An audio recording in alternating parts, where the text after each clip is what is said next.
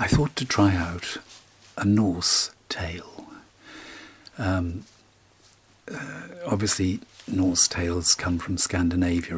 In Norse mythology, frost, fire, and all other hostile forces of nature are represented as giants, while friendly powers, like the sun, are portrayed as gods. The abode of Odin, the chief of the gods, was Valhalla in Asgard, and here he received the souls of brave warriors who had been slain on the field of battle. These were to assist him in the last terrible conflict with the giants. The gods were friendly to mankind, but they were not immortal. Both they and the giants were one day to be destroyed, and the unnamed one, who is the greatest of all, would establish a new earth. Anyway, the story I'm going to tell is entitled Baldr the Bright and Beautiful. Once upon a time, so the old Norsemen say, there lived many gods and goddesses, some good and some bad, and they lived in the city of Asgard, and they were very powerful. They were great giants in those days, strong and mighty, living in the ice country. Odin was the chief of the gods, and the lovely Frigga was his wife. They sat on thrones in Valhalla in the lovely city of Asgard. The best-loved god of all was Baldr, the bright and the beautiful. He was Frigga's son, and she loved him dearly. All the gods loved Baldr, and the men and women of the earth loved him too, and even the stony giants. His face was dazzling to look at, for he was very beautiful and very kind.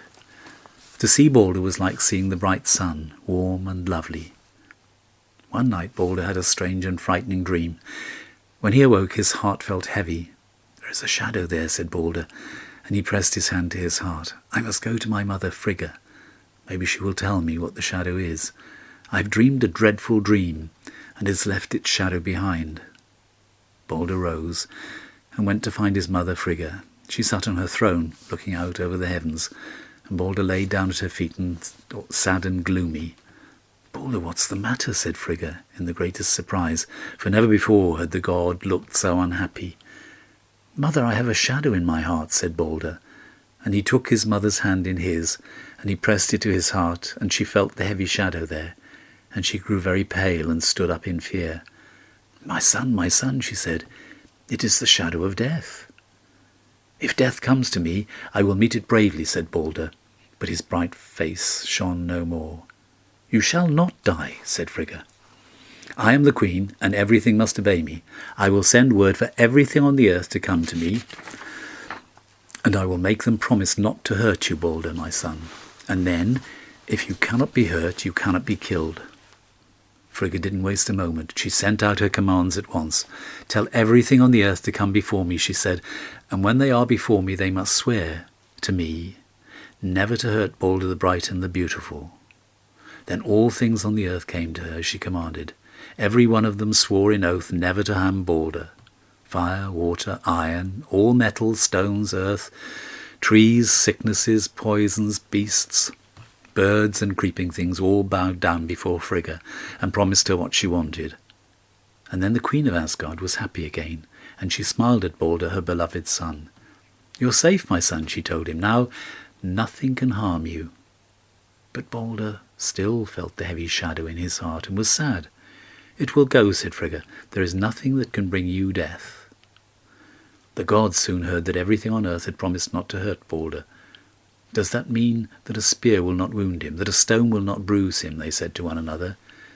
"Even so," said Baldr, "you can try to spear me or cut me with your swords, but you cannot hurt me, for they are made of things that have promised my mother Frigga never to harm me." "Let us play a new game," said the gods.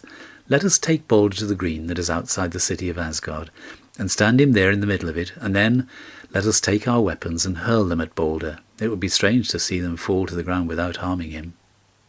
So they took Baldr to the green and put him in the middle, and he stood there laughing, his bright face once more, for he had forgotten the shadow in his heart in the joy of the game. The gods took their great spears, sharp-pointed and strong, and one after another they hurled them to Baldr. But how strange! Every spear glanced away and fell clanging to the ground.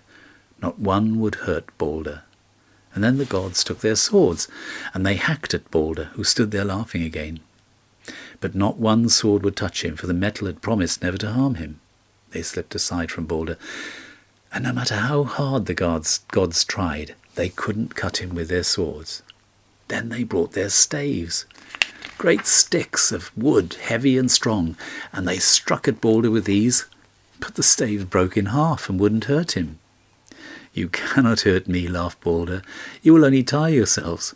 But the sport was a good one, and the gods went on with the game for a long time, laughing and shouting. Then a wicked god called Loki heard the shouting and wondered what it was all about. He went near to see. He was amazed when he saw that the gods were trying to spear and cut Baldr the Bright and the Beautiful. "Now what is this?" said Loki to the laughing gods. "Do you love Baldr no more? You will kill him." "We cannot," said the panting gods. "Everything has promised Frigga that we will not harm Baldr. See, we throw our spears, we hack at him with our swords, and strike at him with our staves, but everything keeps its promise to Frigga, and will not hurt him." Loki was jealous of the beautiful god Baldr. He was jealous of his beauty. He was jealous of the love that everyone gave him. He wondered if it was really true that everything had promised not to hurt Baldr. "I will ask Frigga," he said. But he didn't dare go to the Queen of Asgard as himself, for Frigga didn't like Loki. So he dressed himself as an old woman and went to the palace where Frigga had her throne. Loki came before the kindly Frigga, looking like a poor old woman. Frigga bade her sit down, and they began to talk. "Have you come far?" said Frigga. "Yes," said Loki, "and I saw a strange sight before I entered the gates of Asgard." "What was that?" said Frigga. "I saw Baldr the Bright and the Beautiful standing in the midst of the green," said Loki, "and behold, all the gods were hurling their spears and their staves at him, but Baldr stood there, laughing and unhurt." "This is a new sport for the gods," said Frigga, smiling. "Everything has promised me never to hurt my son Baldr, so it matters not what they throw at him. He cannot be killed." "Did you say that everything has promised you? Every single thing?" said Loki. "Only one thing did not promise," said Frigga, "and that is so small and weak that I didn't ask it to. It cannot hurt Baldr." "What is that one thing?" asked Loki in a low voice, wondering if Frigga would tell him.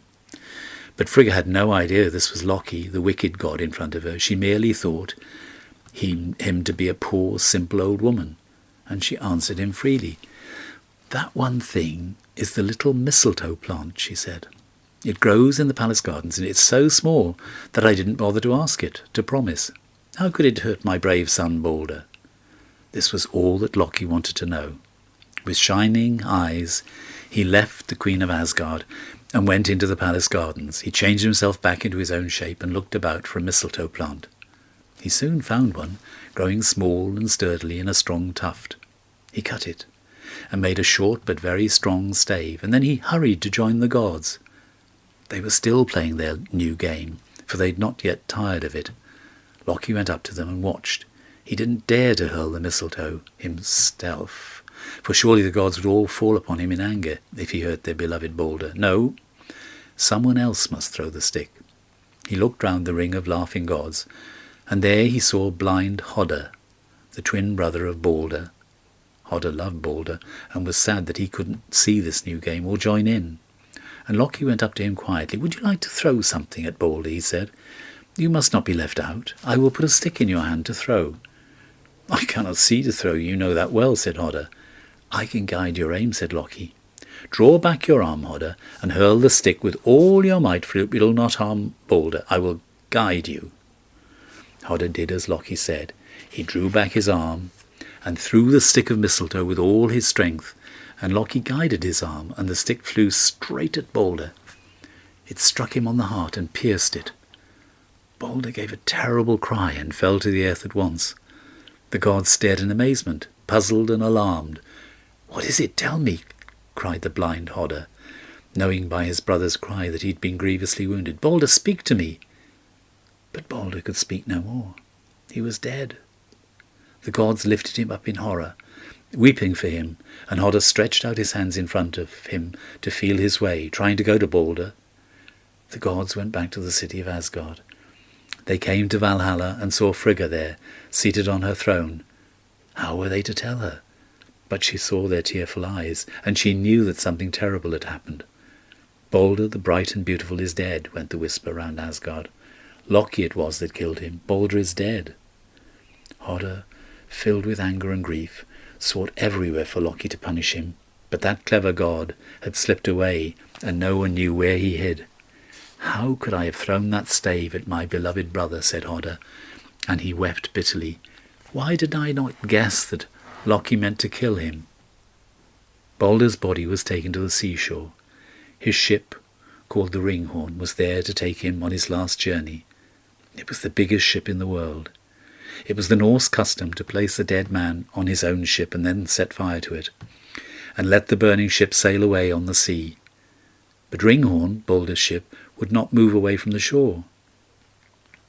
Send for the giantess, Hyrrokin, said Odin. She must push the great ship out to sea for us. So a messenger was sent to the giantess, and soon she came riding up on a great wolf. Push my son Baldr's ship out to sea, said Odin. So Hyrrokin caught hold of the ship with her two great hands, and pushed it so strong that it sped down the rollers to the sea, fire flashing beneath it as it went. The whole earth shook as the ship took to the sea. Blazing high, it floated out on the waters until it was lost to sight in the coming night. And so passed Baldr the bright and beautiful. And then Frigga took the mistletoe and planted it high on a tree, so that never again could it touch the earth and bring harm to anyone. And so to this day the mistletoe still grows high in the branches of trees.